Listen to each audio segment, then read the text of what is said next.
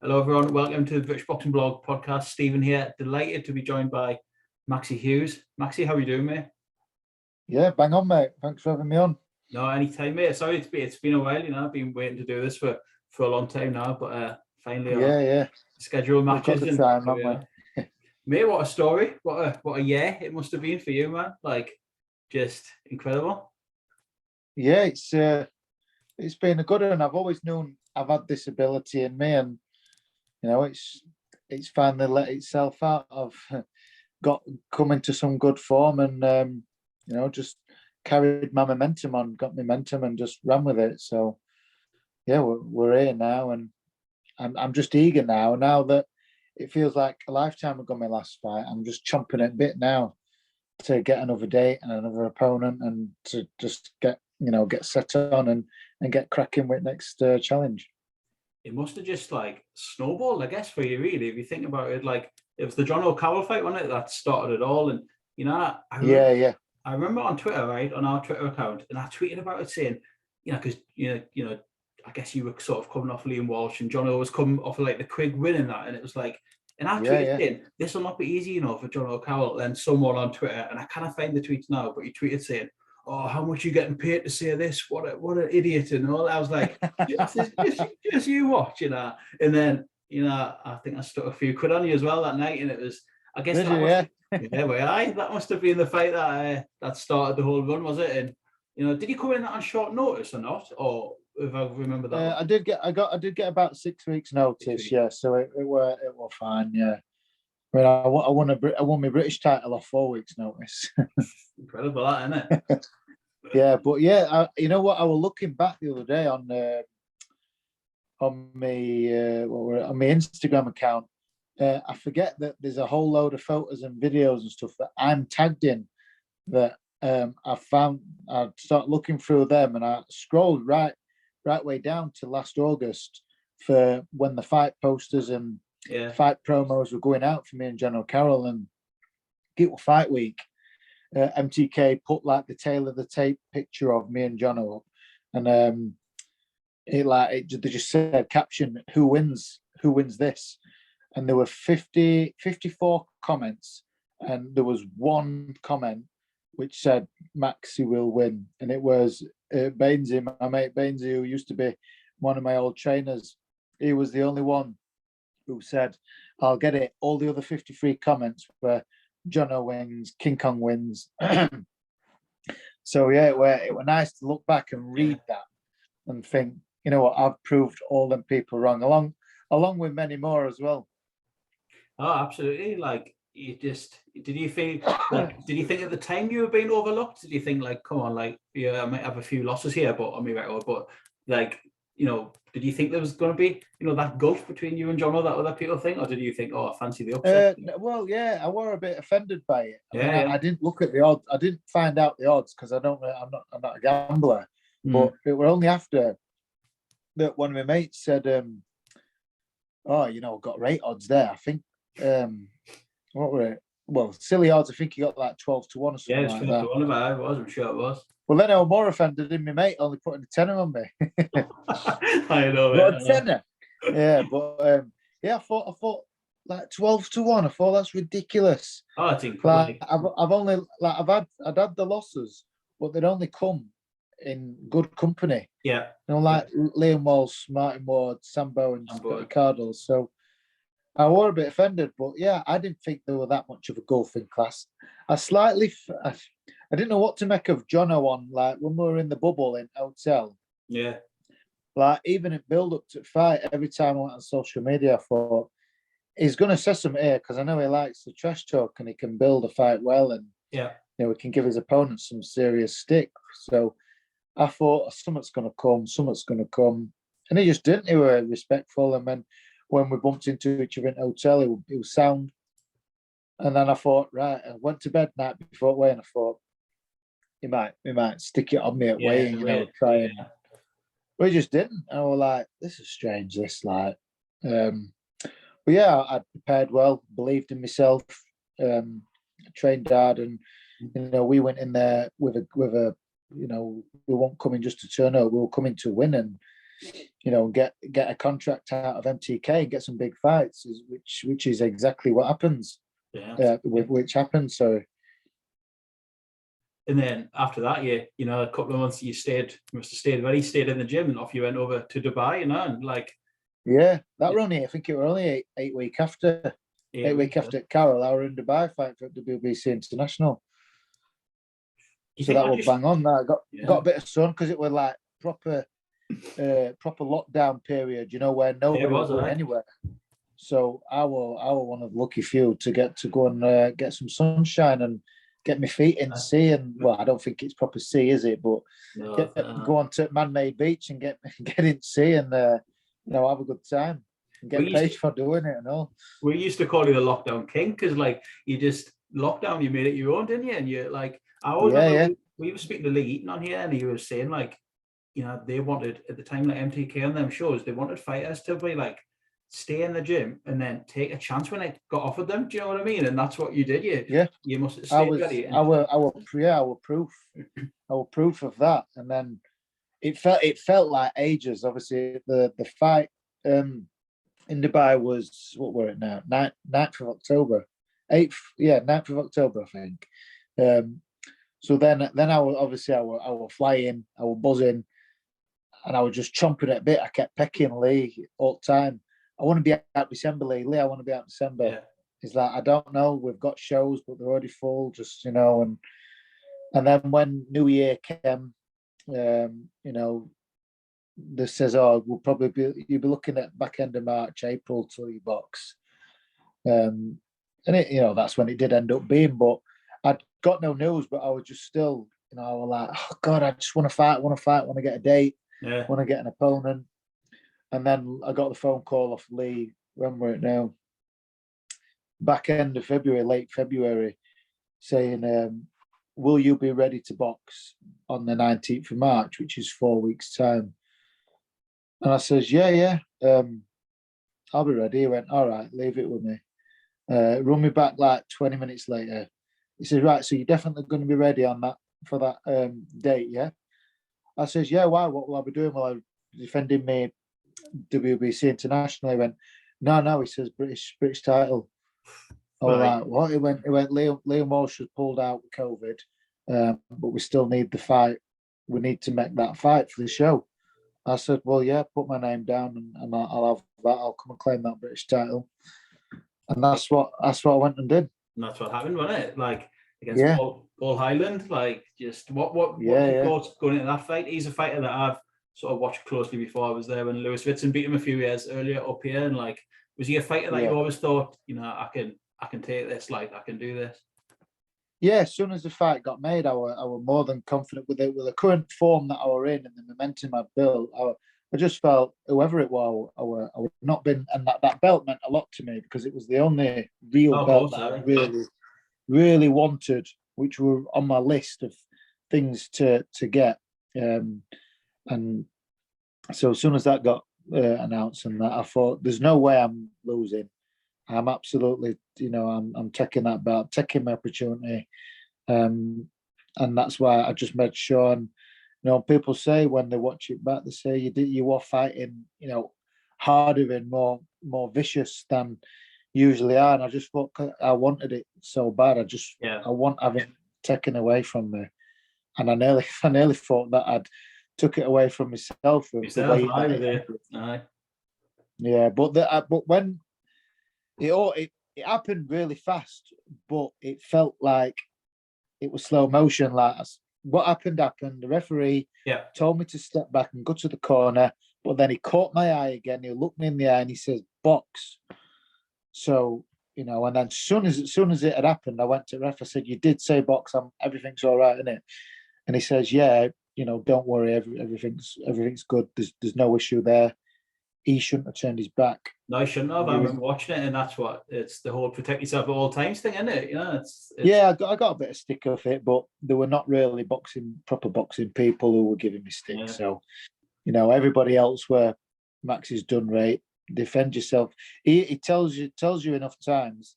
He comes in referee comes in dressing room before the fight and says, he gives you a rough instruction. This is what I'm looking for. Don't do this. Don't do that. he says, but before he says, most importantly, defend yourself at all times. And then he obviously says it again in the centre of the ring when you touch gloves. So, that's what Paul failed to do.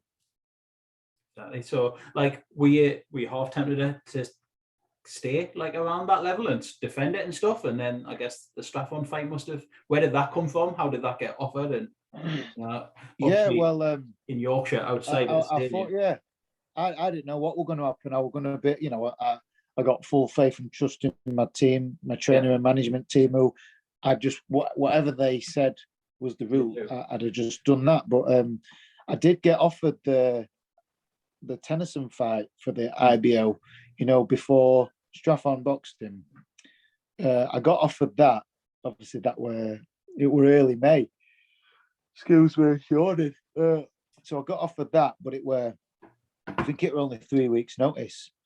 So I says, I've not done too much. I have had a good rest after winning British. So I'm not. I know James, and I've sparred with him plenty of times. So I said, I'm not taking that fight in 3 weeks' notice. No, unless you're going to pay me a lot of money. Or says, I'll take the fight if you'll move the date, in 8 weeks, 10 weeks time. But they come back and says, oh no, it's he's scheduled to box that date, so we can't move that fight. Don't worry, we'll get somebody else. And then obviously that happened, the Tennyson Strathon fight, and it wasn't long after that. I think it was back end of May, very early June, that my manager Steffi Bull rung me. And when were it now? Who just boxed? It could have been I think it was the week that Jason Cunningham beat Gamal Yafai. Yeah. Obviously, they were like the fight week bubble again. Yeah. So my manager had been round Eddie, and he did his job, and he says Maxi will have that fight with Strathon. And I know Eddie had done a few interviews before that, saying how well I'd done and I deserve an opportunity on a big show for a good payday. So, it gave me my opportunity against Strathon. So I knew it was either late May, early June that I knew I'd got that fight. It was quite a while until they announced it, but straight away. So I think it was about 16, 17 weeks in advance of knowing the date and the show and everything. So that's how that came off. I got my opportunity, and I got straight to work training with Sean, Josh, lads in gym. We come up with some strategies and just got cracking on. And we took the opportunity with both hands, and now I'm in an even better position now. What was I think someone asked this. I'm trying to find out who asked it on Twitter. We've put a few questions. Does anyone want to ask a question? God, can't find the lad's name. But I guess the perception coming into that was, if you watch the Strathon Tennyson fight, this big, fearsome Mexican puncher, like we'd seen Laura against Josh, and there's a few Mexicans coming over, wasn't it? And chinning a few bits, and you thought, bloody hell, he looks something this Strathon but you boxed out your skin, didn't you? You took the fight to him. And that don't take away from Strathon. A few people have said, "Oh yeah, Strathon's not even that good, then, is it?" It's just give me the credit. I worked hard, and I worked hard on my game plan and my strategy to nullify anything that Strathon were going to do. So, the credit's there. You look at Strathon in that fight for 12 rounds, other than fifth round when I hurt him. I mean, he still tried to fight back. Yeah. Every round they were coming out with intent to knock me out. It was trying till the final bell. Could you feel that at all? Did you think any of that power? That's I think that's why I got that fear factor. I think that's why fights like that bring best out in me.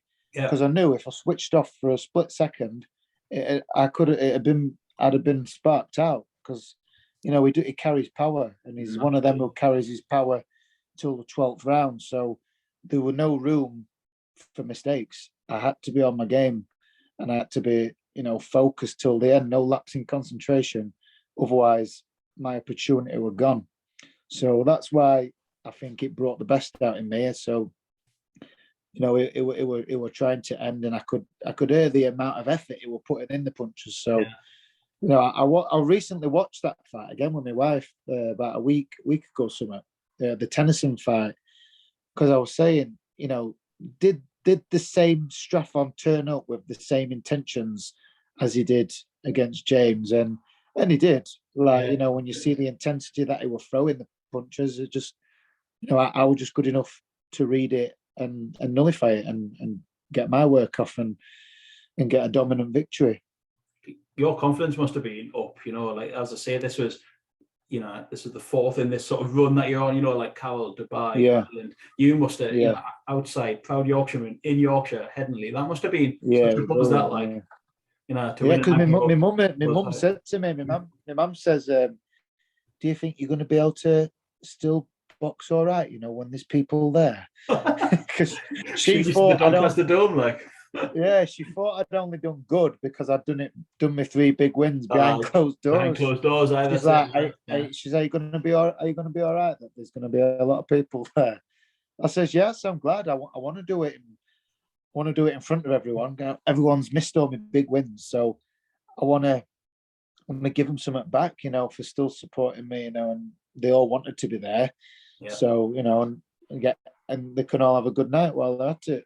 And the atmosphere was just like, I bet it was incredible, when you'd won it. Oh, it was brilliant when I walked out, and I feel sorry for him now. But I came to ring first, so I got a load of cheers, plenty of noise, and then they were like, from Mexico, Giovanni Straffon, and they just booed him, and it made you feel proud, and it made you feel you were the home fighter. But afterwards, just felt a bit guilty. I don't think it bothered him. I think he's come through more. I think he's had a lot worse hardships in his life than to let a bit of booing bother him. Yeah, exactly. We're a bit of a frustrating night for Josh, that one. Yeah, stablemate and Sean's. Yeah. No, we were just speaking about this on last night in gym. Going over it again as we do. But it's just because of how good he felt, compared to the first fight. What he was saying was, in the first fight, because his mindset wasn't right and it sort of overlooked Lara, it allowed him to be hurt in that first fight. In first round, he got hurt, which last thing he expected. So he knew what to expect in first fight. He got caught with the similar shots, if not bigger shots, in the rematch, but they bounced off him, and he felt focused and he felt on it, and it's just good to he couldn't get his revenge. Yeah, absolutely. You mentioned before, like your team, like Steffi Bowley manager, Shauna Hagan, your trainer, like how important are they to sort of, in this run you've been on, but also just to like, keep you going when things have been tough and stuff, and like how important is it to have a good team around you, especially, like this stage in my career, just the team that I've got around me is just the perfect team. Everybody does the roles well. Yeah. And we all complement each other in our roles and how we do it, and it just works. It's it's one of them. It's just a good team that works. Everything works. We all bounce off each other, so it's just a great working team. And MTK, my advisors, they've provided with me the opportunities, which I'm very grateful for, and I've delivered on them opportunities, and we've got ourselves in a pretty good position now. And I guess, like, during all these fights and stuff we're talking about, and then after the Straffon fight, you put I guess it's now the infamous photo on Twitter saying, like, look, I'm back at work, paint bushes in hand, like, this is reality. And I think, like, even we've done this for 6-7 years, been around loads of boxers, gyms and that, and even it started us because it's like, God, I just thought, Maxi Hughes, you just won the IBO, you must be professional now, like, you're not professional, but like living full-time boxing. Full-time. And I was just like, bloody hell, and everyone seemed to get behind it. And I think after that, I guess this is where it is, I am packed in now, but it was by choice. I could have gone full-time then, but I have got one eye in future. Yeah, thinking, I'm getting these decent paydays now.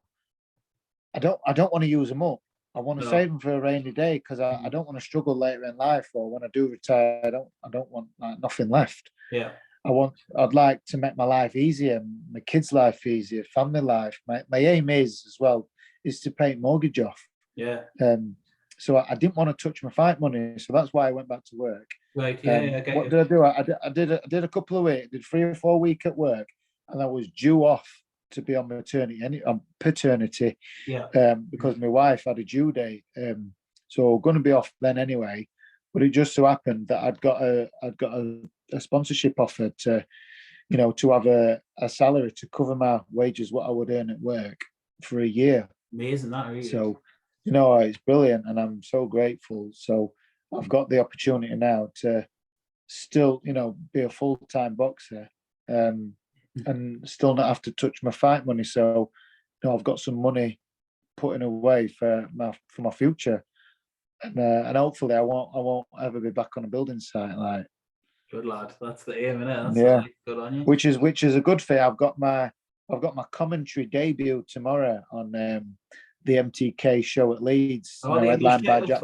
Yeah, headline Jack Bates, and I've got my commentary debut. Nice, I think I'm teaming up with Barry Jones. So, Lee and said to me, Lee, thanks to Lee for getting me a job, but he says, you do well here tomorrow and do a good job. It opens door up for more sort of work like that. Absolutely. Now a matchroom fighter. If I have a word with Eddie to get me working in on the zone. When I do retire, there might be a job there for me doing that, and that's what that's what I love. So that a bit dream, I think I'm going to enjoy it being on that side at ropes, being able to not get punched in face while I'm doing it.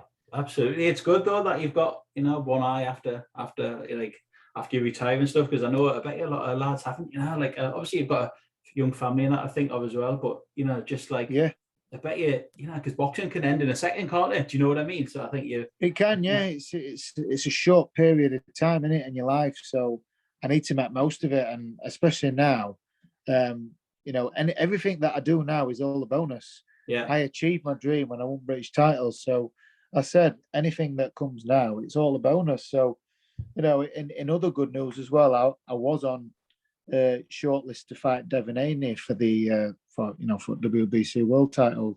I got the call from my team saying, Matchroom have just making sure you're interested in the Devin Haney fight, and would you be ready, available, and willing to fight on December 3rd or 4th when he's fighting Diaz? I says, yeah, put my name in. I want that. That's what I want. But they've gone with Diaz, and I can understand why he needed a fight. He's a bigger name, especially in America. Yeah. So they've gone with that fight, but I was just glad that I'm being considered for them fights. So I know that next year I'm hoping I am going to get my chance to go to America, and because I've had that stick, what it's like. IBO's not a real world title, this and that. So I'll go to America and fight for one of the 4 belts. Nobody can say it then, can they? No, absolutely, mate. I can come back with an handful of cash and a new belt and my middle finger up at everyone who says it want a real world title. Mate, even just to hear your name along, Devin Haney, the fight before John O'Connell, you're fighting Chrissy Pilkington, a lad I know from up here in Gateshead at Doncaster. Yeah, he's a great lad. He's a character, I enjoyed fighting him. We had a chat before and after. Lovely bloke. No, it's just that shows how far you've came in what, a year and a half, just 2 years. Do you know what I mean? It's incredible, really. Yeah. I think, an example for a lot of fighters out there who, protect the record. It doesn't matter if you get beat, does it? You've got 5 losses on there against good names, and it shows you can. Look, Anthony Crawler, for an example. He lost a few fights, and look where he got. You know what I mean? And it's same with Anthony Crawler, Ricky Burns. Yeah, them type of guys who I've sort of looked up to them throughout my career. Don't matter about a loss. Nah. It then comes down to how much you want it. That's when you lose. It shows how much somebody wants it, who can bounce back, and you don't let it bother you. You get back on track. Yeah, you dig in, you use your resilience, and you get back up there. Show how much you want it. So, that's what I've done. This is what I've wanted, and I'm reaping my rewards from it now. So, I'm enjoying every second of it. Yeah. I read today that you were close to wrapping it in after the Sam Bourne fight, but you're glad you didn't now, eh? Yeah, well, I did. Throw towel in. when people asked me then, it was about 6-7 months. Yeah. People were asking me, when you're fighting again. I said, I'm not. So I'm done. I said, do you want me gloves?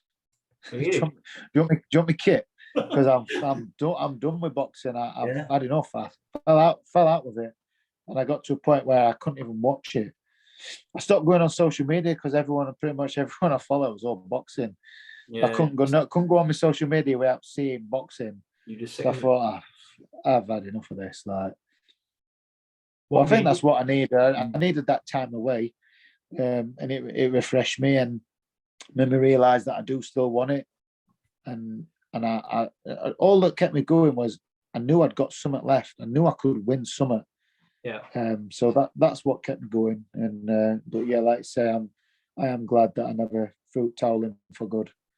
Spot on, mate. Honestly, man, it's been great. Like, you know, watching it all unfold, and like, you know, especially during lockdown, like we were just in the house, and like me missus and I, we said, just, you know, you watch anything that was on there, bloody MTV Friday night, and it was like just watching the, you know, fight after fight. And it's like, what a feel good. Like every so often, British boxing like can throw up these feel good stories, and like it's another one of them, isn't it? Classic. Yeah. But honestly, mate, I appreciate your time as well for taking time out at like 9 o'clock on a Thursday night for joining with when you've got 2 young kids and that. So thank you, Maxi. It's been a pleasure, mate. Thank you. Yeah, no problem. Thanks, mate. All right, speak soon. Take care, man. See you in a bit, mate. Bye-bye. Bye.